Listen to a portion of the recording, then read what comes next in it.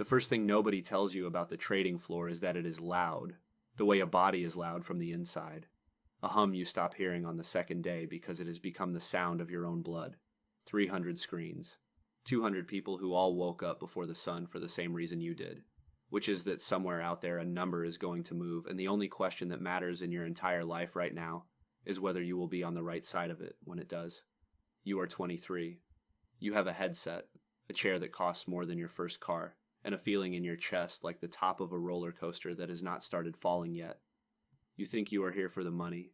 You are wrong, but it will take you 15 years and almost everything you love to find out what you are actually here for. Let me tell you how you got the chair, because it matters that you earned it, that nobody handed it to you. You were the kid who did the mental math faster than the calculator, who treated a poker game like a spreadsheet, who could not sleep the night before a test, not from fear, but from a low electric excitement that something was about to be decided.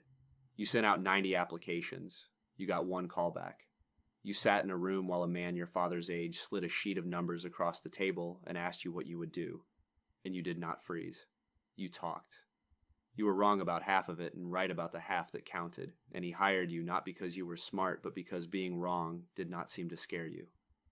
Remember that. He saw the one thing that mattered before you had any idea it was the thing. The first months are a kind of beautiful drowning. You do not understand half of what is said. The acronyms come at you like a second language spoken by people who are annoyed you do not already know it. You stay until the cleaners come. You memorize. You watch the senior trader 2 seats down. A woman who never raises her voice, who closes positions with the calm of someone folding laundry. And you study her the way you would study a predator, trying to learn what she sees that you do not. And then one Tuesday, your hands shaking slightly, you make your first real call with your own money on the line, and you are right. And a number on your screen turns green and something happens in your brain that is going to run the next 15 years of your life. Here is what you need to understand about that green number, because everything turns on it. It is not the money. The money is real, and the money is large, and the money will eventually buy you things you cannot yet imagine. But the thing that lights up in you when the trade closes green is older than money. It is the feeling of being right. Provably, instantly, undeniably right, in a world that almost never tells you whether you were right about anything. You spend your whole life guessing, did I marry the right person? Did I pick the right career? Am I a good person? And life just shrugs and refuses to answer. But the market answers. By 4 o'clock every single day, the market tells you in a number whether you were right or wrong. And there is no arguing with it, and no waiting. And that certainty is the most addictive substance ever invented. And you have just taken your first hit of it. You get good. This part is fast because it felt fast. You are 26 and you are managing real size. You are 28, and the junior traders study you the way you studied the calm woman who has since left, and you do not let yourself wonder why she left. You buy the watch. You buy the apartment with the view of the river that you are never home to look at. You are right more often than you are wrong, and being right more often than you are wrong, at the scale you now operate, makes you the kind of money that rearranges how your family talks to you at holidays. You have done it. By every measure that a 23-year-old in that first chair could have named, you have won the entire game. So why you would not be able to explain if anyone asked, do you check your phone at 2 in the morning? Why does a green day feel like nothing by dinner, and a red day feel like a verdict on your soul? Why have you started to need the trade to be bigger, to feel the same thing it used to give you for free? You do not have the language for it yet, but the certainty has stopped being a gift and started being a hunger. And a hunger that grows the more you feed it is not a gift at all, it is the other thing.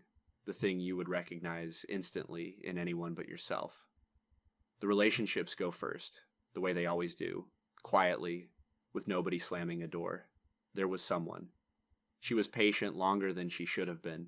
She did not leave because you made too much money or worked too hard. She left because she said your phone got the version of you that was awake and present, and she got the version that was already somewhere else, already on tomorrow's open, already running numbers behind your eyes while she talked. She said the last thing was not even a fight. She just looked at you across a dinner you do not remember the restaurant of and said, you are not here. You have not been here for 2 years. And the worst part was that you could not argue because she was right, and there was no green number to confirm it. But you knew, the way you knew a bad trade, deep and immediate and certain. Then comes the day the market does the thing it does to everyone eventually, the thing it had been promising the whole time, which is that it makes you, with total confidence, completely wrong. Not a small wrong, the kind of wrong that has people standing behind your chair. The position moves against you, and you are so sure, that it will come back, because you have always been right enough, and your gut is the thing they pay for, and you hold it, and it does not come back, and you hold it longer.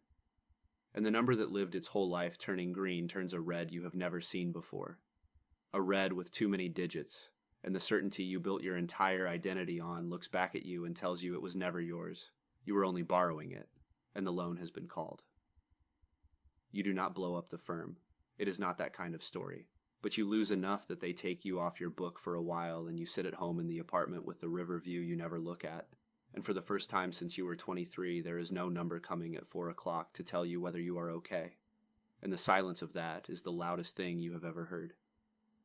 You realize, sitting there, that you do not know how to be a person who does not get told by a scoreboard whether the day was a win. You optimized your entire nervous system for a feedback loop that exists nowhere else in human life.